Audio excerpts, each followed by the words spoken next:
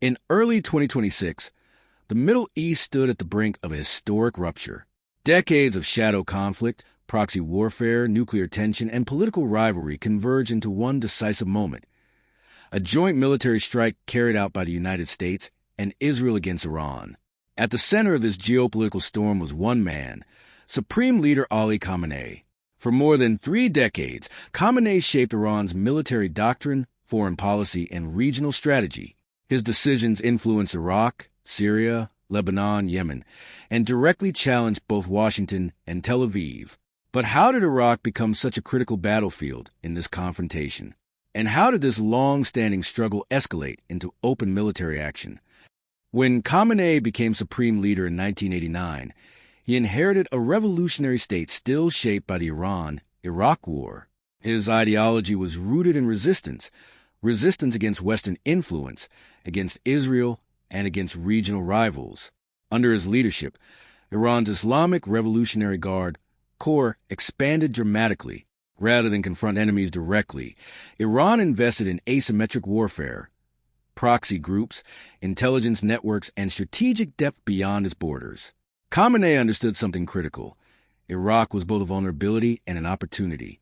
After the 2003 U.S. invasion of Iraq, a power vacuum emerged.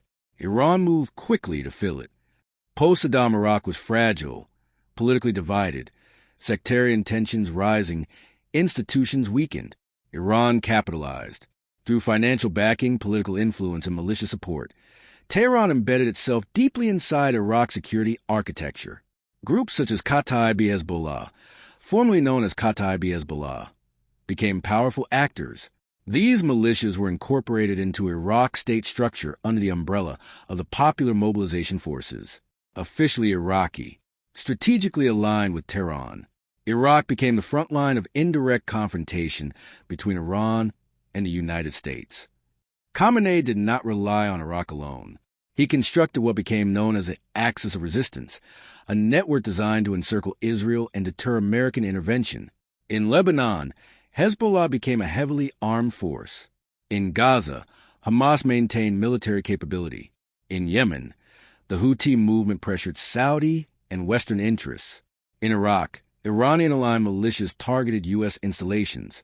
This network created strategic depth, but also constant instability. The more these groups operated, the more Iraq became a battleground. Between 2018 and 2025, rocket attacks on U.S. positions in Iraq increased. Drone strikes became more sophisticated. Each strike triggered retaliation. Each retaliation deepened instability. Iraqi civilians found themselves caught between foreign powers and domestic militias. Baghdad struggled to balance relations between Washington and Tehran. Khamenei's strategy aimed to pressure the U.S. into full withdrawal from Iraq, but instead, it intensified military presence and hardened American resolve. Beyond Iraq, a greater concern loomed: Iran's nuclear program. Facilities such as Natanz and Fordow became symbols of confrontation. After the collapse of diplomatic agreements, uranium enrichment increased. Israel viewed a nuclear-capable Iran as an existential threat. Washington considered it a red line. Sanctions intensified. Cyber operations escalated. Covert sabotage operations increased. The situation became combustible. By early 2026, intelligence assessments suggested Iran's regional network was expanding operational coordination. Missile transfers through Iraq increased. Drone technology improved. Washington and Tel Aviv calculated that deterrence was eroding. Behind closed doors, military planning accelerated. Air routes mapped. Targets selected. Contingency plans prepared. Then came the decision.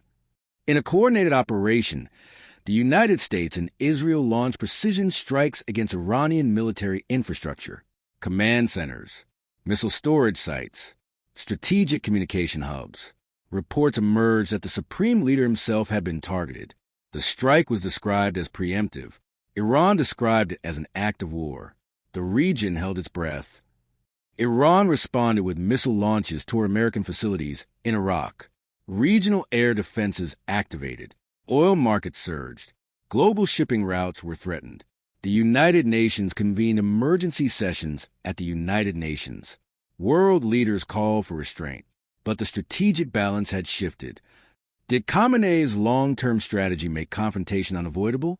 Supporters argue he protected Iran through deterrence. Critics argue he overstretched Iran's reach, especially in Iraq. By turning Iraq into a proxy battleground, stability eroded. By expanding nuclear capability, suspicion intensified. By encircling Israel, alarm escalated. Years of calculated pressure eventually triggered decisive action. The events of 2026 were not born overnight. They were the product of decades of rivalry, ideology, military doctrine, and strategic ambition. Iraq became the testing ground. The nuclear program became the flashpoint.